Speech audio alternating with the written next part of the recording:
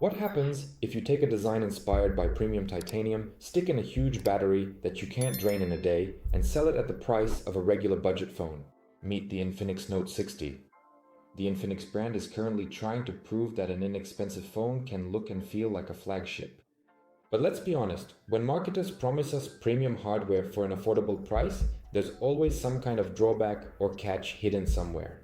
Today, I'll give you my honest opinion and we'll take a closer look at this device. I'll tell you where INFINIX truly earns huge points and where they've clearly cut corners and saved money.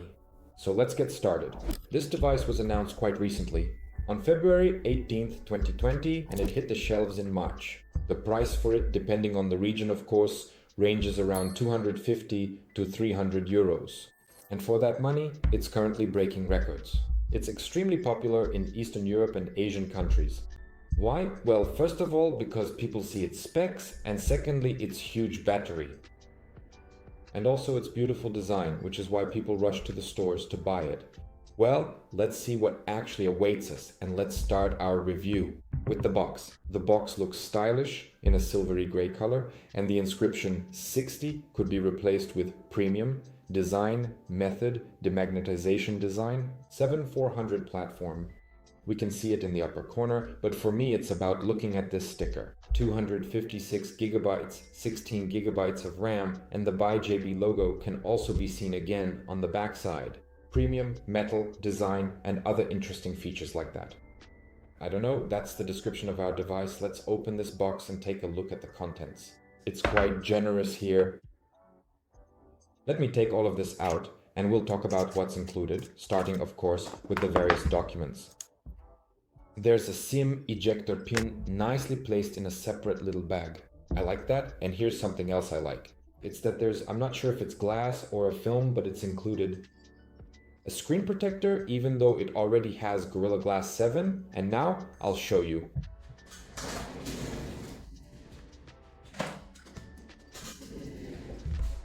I am quite impressed with the protective case that comes with this phone. It is also a very nice touch that the entire set includes a traditional old-style cable, specifically a USB to USB connector for your convenience. Furthermore, what I really found myself liking are the high-quality USB-C headphones that provide a modern listening experience right out of the box. I haven't checked the sound quality, but the very fact that headphones are included is nice. I don't know. Back in 2006, you wouldn't see this with many phones, and now let's move on to the phone itself. Its appearance is its main advantage. The back panel and frame are made of aluminum, the body feels solid, and the mist titanium color looks very stylish. It's thin, only 7.45 millimeters, but it weighs quite a bit, almost 200 grams. Body protection. Here it's IP64, so it's protected from rain and splashes, but you can't submerge it. On the back, there's a striking, active Hello lightning ring.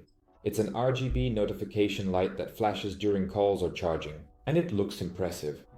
And as for control features, there's something new on the body. I'll tell you now. A button for turning off and muting the sound. Or the one-tap button, which you can assign to turn on the flashlight, switch to silent mode, or launch the camera. And there's also an interesting button here that reads your pulse. As you can see here, to do this you need to go to the My Health app. Here in our app. First we select the specific tile. Here we choose it, I see. Next we simply need to press our finger firmly against the sensor, down, and hold it there for at least 30 seconds.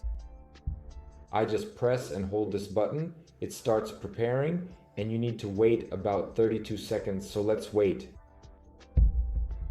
I don't know why, but I tried 3 times and it didn't work, so now I'll show you how it worked on the Pro version. You are going to see it right now. And I will provide a brief explanation of what is happening there, as I am currently making my selection right here. Please help me to rate and measure this with the phone, and we can start measuring now. Well, as you can see, I pressed it. We needed to wait 30 seconds, so let's wait.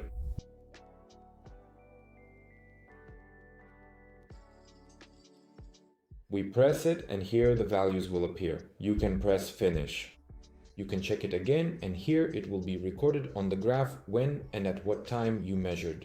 You can also set up things here like SpO2, blood oxygen, heart rate, and you can also configure rubles.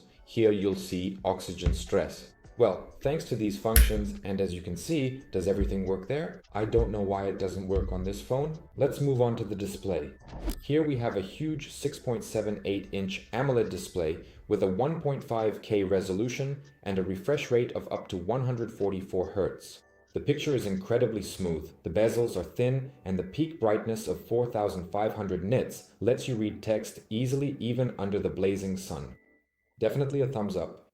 And let's move on to the heart of this smartphone. Here, as you may have noticed, we already have the Dimensity 7400 platform, or Ultimate, with G615 graphics.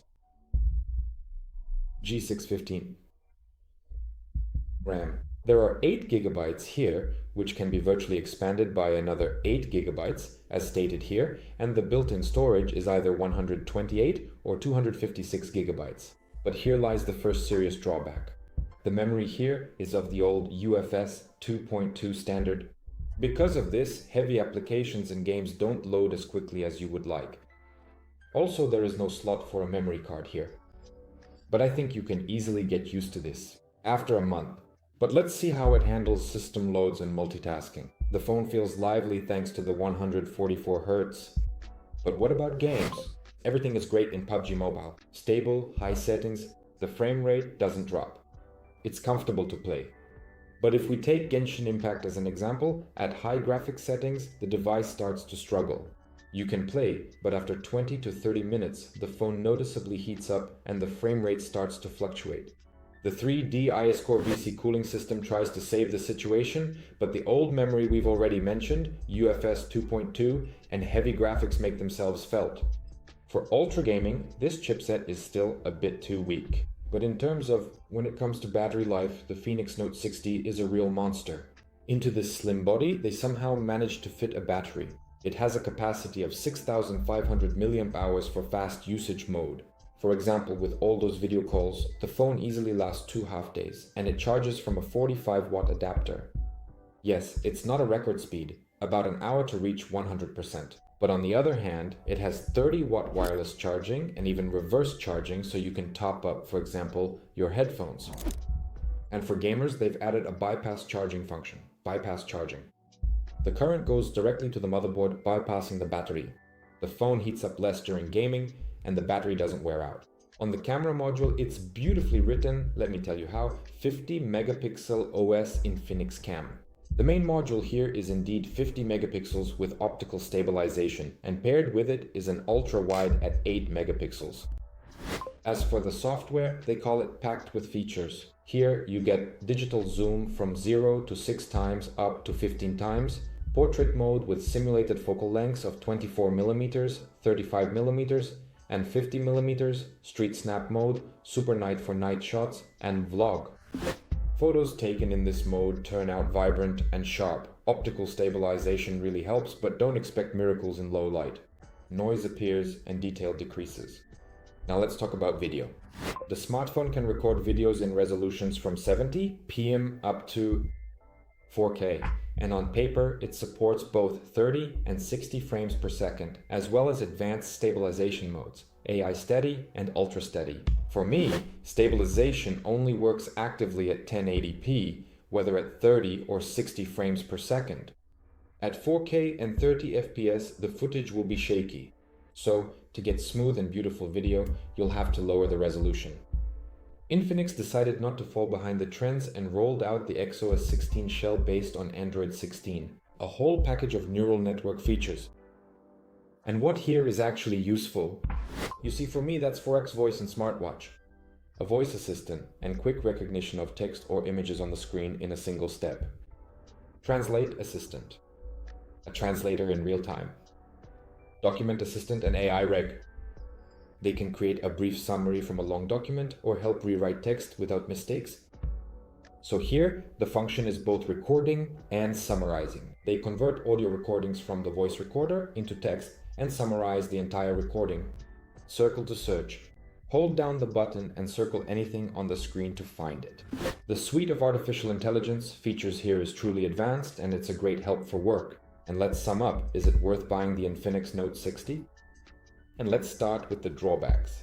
The first is the slow, built-in memory of the old UFS 2.2 standard. No slot for memory cards, so you need to think right away. Will it be enough for you? 256 gigabytes, modest water resistance, IP64, marketing Bitcoin, camera limitations, stabilization, and 4K at 30 FPS, but no 60 FPS, that's a drawback. And what are the advantages? It's a stunning aluminum design, a slim body, and a bright 144Hz AMOLED screen, plus a phenomenal 60 battery that lasts 2 days. The presence of wireless and bypass charging for gamers, truly useful artificial intelligence features. So, who is this device for? This is the perfect device for those looking for a stylish, durable smartphone with excellent quality, with a great screen for watching content, using social networks and everyday tasks, but who don't plan to play the most demanding games on ultra settings, and doesn't expect cinema quality footage from it, like you would get from a movie camera. For its 250 to 300 euros, it's a strong contender. So, what do you think of this titanium giant? Write in the comments, I'd love to hear your opinion. See you next time, bye.